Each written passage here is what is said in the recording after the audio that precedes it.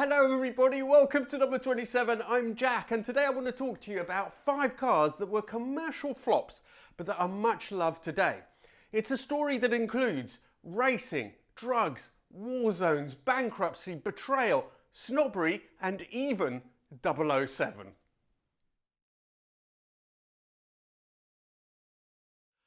Rewind to the late 80s and Jaguar was still part of a failing Austin Rover group. But it had been very successful in the World Car Championship, winning it a few times in the late 80s. Jim Randall, who was then Director of Engineering, decided that Jaguar should do something to celebrate this, namely to produce a street-based race car. So in their own time, engineers from Jaguar, headed by Jim Randall, designed a real technical tour de force for the road. It was 4-wheel steering, 4-wheel drive, it had active aero, adjustable suspension, and most importantly, it had the 6.3 litre V12 from the race cars. When it was shown at the British Motor Show in 1988, it was an incredible success. And Jaguar decided that they needed to put it into production. They saw the pound signs and they wanted to make this car a reality. However, they had an issue. As potent and incredible as the 6.3 litre engine was, it was simply too big and too difficult to get that engine to pass emissions regulations. So the finished product went from an incredible technical tour de force, 6.3 litre V12, 4-wheel drive, 4-wheel steering, active aero, to a pretty conventional 2-wheel drive car with a turbocharged 3.5 litre V6 engine. To add insult to injury, the cost had skyrocketed to £470,000 or almost £1 million in today's money. Many buyers felt completely betrayed and cancelled their orders. Jaguar had envisaged initially a production run of 350 cars. In the end, it barely managed 282 cars. And the last cars had to be heavily discounted. The last car sold in 1994 was sold for £140,000 at a great loss to Jaguar. So really a complete disaster. But far from deceiving, Jaguar had, in substance, served up exactly what was promised. It was the fastest car in the world, capable of in excess of 214 miles an hour with a 0 to 60 time of 3.6 seconds, and that was with 2-wheel drive running gear. Can you imagine if it was 4-wheel drive like many of today's supercars? That'd be comfortably under 3 seconds, which is monstrous. For a long time, prices were in the doldrums, but today you would need at least £400,000 to buy one. The last one sold here in the UK at Bonhams in 2021 went for £460,000. The Citroen SM, innovative, ahead of its time, supremely comfortable, gorgeous, and it bankrupted its maker. The DS had been a really big success for Citroen, and rightly so. However, one of the only weak points of this car was the engine. It was a 4-cylinder, it was largely outdated, and it just wasn't enough for the DS to compete in the luxury segment, even though it was actually more comfortable than most comparable cars at the time.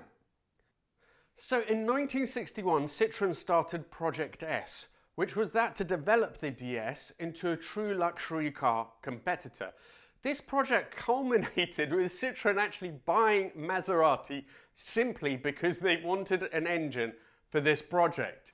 Citroen gave Maserati just 6 months to produce a new V6. With such a short time frame, what Maserati's engineers did was simply lop off 2 cylinders of their V8s. The SM was an absolute technical tour de force. It had self-leveling suspension. It had fully powered steering, so that means that even at a standstill, if you turn the steering and then let go, it will self-center. It was just 2 turns lock to lock, which is incredibly fast, which is why that self-centering is so important to keep it stable. It was very aerodynamic, so it had a CD of just 0.26. And the engine only weighed 140 kilograms, which is extremely light. On top of all this, it was front-wheel drive, which was very unusual in this segment. When it was launched, it cost $12,000 in the USA. This put it in the ballpark of cars like the BMW 3 litre CS, the Porsche 911, the E-Type, and the Mercedes SLC. It was a really good GT car. It was supremely comfortable, and sales initially were pretty encouraging. 5,000 were sold in 1971 and 4,000 in 1972. However, a series of events then happened which were pretty disastrous for the SM. The first was the OPEC oil prices, which pushed the price of oil up to levels never seen before. But perhaps more importantly, reliability issues started to come out about the SM.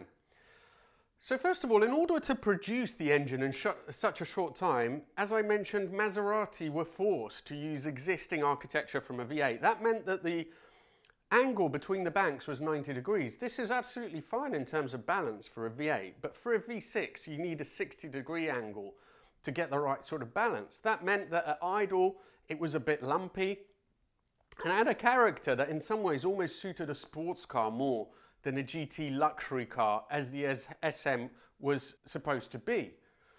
More importantly, it was unreliable. The timing chain arrangement was really complex and prone to failure, as was the oil pump and the ignition. This meant that in 1974 Citroen was only able to sell 295 cars, and it went bankrupt. So between 1968 and 1970, Citroen lost $110 million, and that was in that money, not in today's money. And that was largely due to the development costs of the SM and also the GS bi-rotor, but that's a different story. So really, the SM had a big part to play in Citroen's bankruptcy, and that is a shame because it is a fabulous car. The SM has always had a hardcore enthusiast who appreciated the incredible engineering, but most people were put off by the complexity. However, today it is very much in demand. Good examples go for £50,000 and upwards here in the UK. In the USA you can find them for $40,000 and up.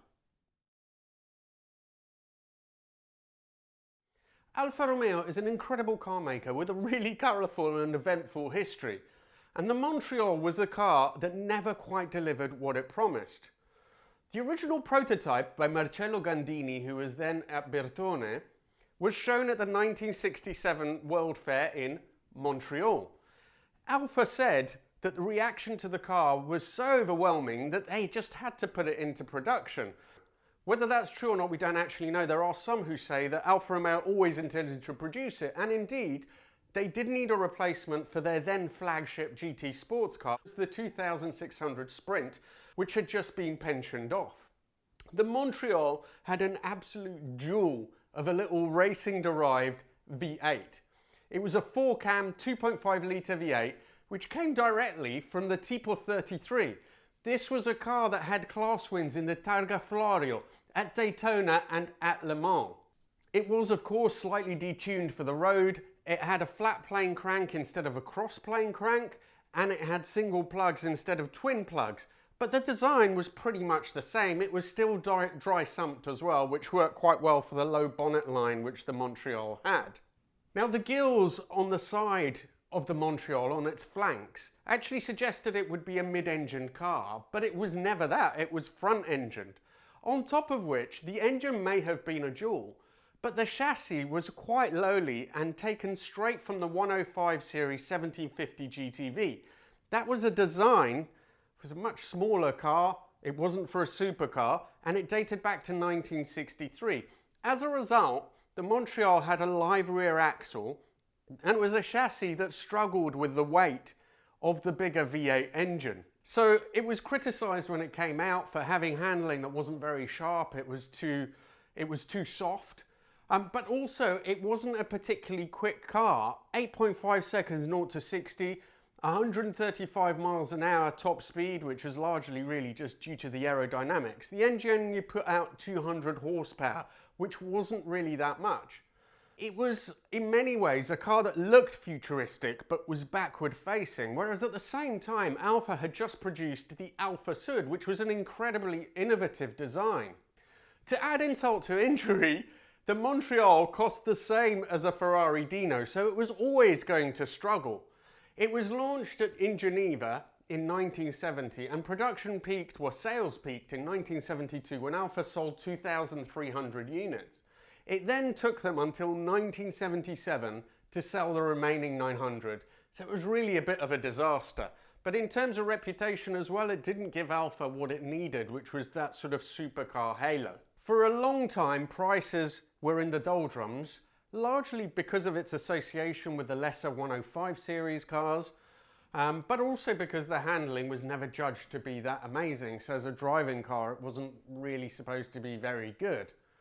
You could pick one up for a long time for 10 to 15,000 pounds, but people have now realised what an amazing design it is. The handling isn't so much of an issue anymore, and it has that incredible race-derived V8. So prices now in the UK are between 60 to 80,000 pounds for a decent car, and in the US, $70,000 and up.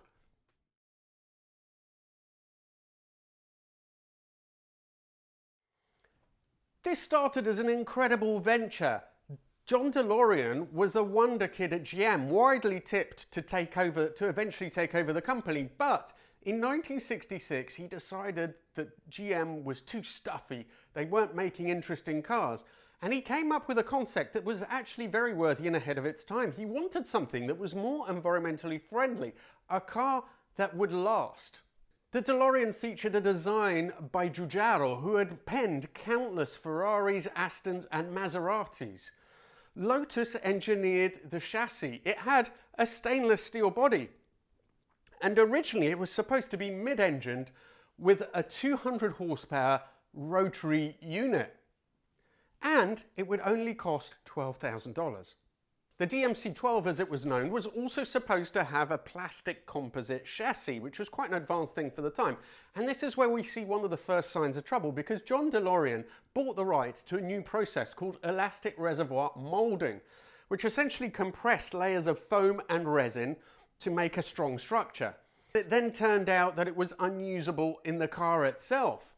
The reality of the MC-12 was that it was front-engined, it had a steel spline, it had a 130 horsepower Renault V6 engine, and it ended up costing $25,000.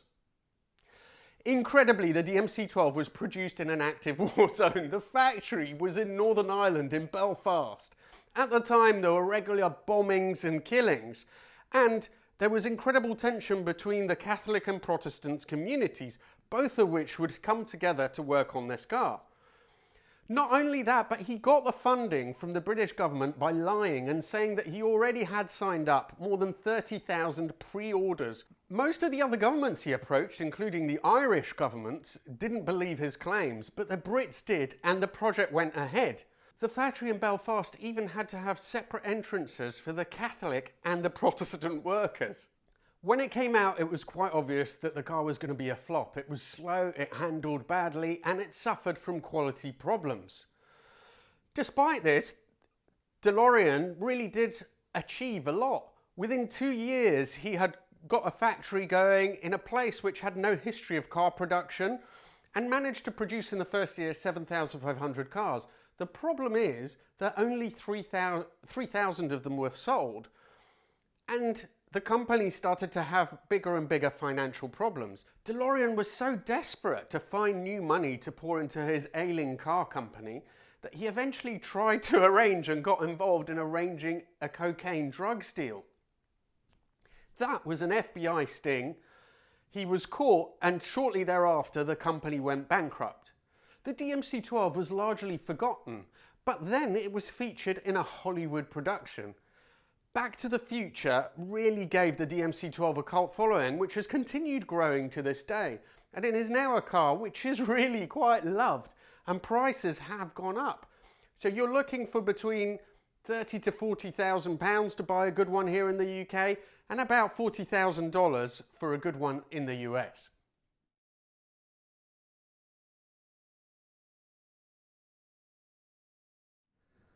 Would you just look at our next car? Now, in the 1960s, Japanese car manufacturing was still pretty much in its infancy. They didn't have a great reputation. They were known for producing reliable, cheap cars, but that was about it. And Toyota was really desperate to produce something that would help alter its image. At the time, Yamaha had been in talks with Nissan about designing and producing a sports car. However, Nissan was doing well enough with its Z series and it decided to pull out. Yamaha then approached Toyota, who agreed to go ahead of the project. The 2000 GT, as it became known, featured an X-shaped central spline chassis, double wishbones all round, and it even had magnesium cast alloy wheels at a time when other cars like the E-Type still had knockoff wire wheels. The engine was a 2-litre V6. The block derived a V6 engine being used by Toyota, but the head was completely bespoke, cast aluminium, twin overhead camshaft with hemispherical combustion chambers. It produced 150 horsepower. That was enough for 0 to 60 in 8.5 seconds and 135 mile an hour top speed. This car was an absolute jewel. The interior featured veneers which came from Yamaha's piano division. The one thing about it was quite small, and for a Toyota it was incredibly expensive. So the price when it came out was $7,230. This was a little bit more expensive than a base 911, about $2,000 more expensive than an E-Type. Only the Ferrari Dino was significantly more expensive at $13,000. However, even the more expensive Dino was still produced in quite high numbers, 3,700, if you compare it to the 337 that were produced in total of the GT. Toyota had initially envisaged selling at least 1,000 units per month, so it was a terrible disappointment that the car wasn't successful, and for years it was largely forgotten. This is despite the fact that in 1967, upon launch, it was actually featured in the James Bond film You Only Live Twice. They did have to alter it because, as I mentioned, it was quite small. Sean Connery, being 6'2", absolutely didn't fit. So they made 2 prototype models which were convertibles so that they could be featured in the film. But as I mentioned, it really didn't help sell the car. Why is that? It was a fantastic car. It looks incredible. It was jewel-like, and it is really appreciated today to the tune that they now sell for more than £1 million each, and I think quite rightly if you compare what else is in that price zone. I think it all comes down to pure snobbery. We didn't accept this car at the time because we didn't really consider that the Japanese makers were good enough. They didn't have the right badge. It was probably the best car that had been made at the time, and yet it wasn't bought. One thing the 2000 GT did do is teach Toyota a valuable lesson. In the 1990s, when it decided to make the best car in the world, the LS400, it also created a whole new badge for that, Lexus. So indirectly, the 2000 GT is responsible for having Lexus today. Thank you all so much for watching. I really hope that you enjoyed this short vlog, and I really look forward to seeing you to the next one. If you haven't subscribed, please do. And if you need to contact me, Instagram is the best way.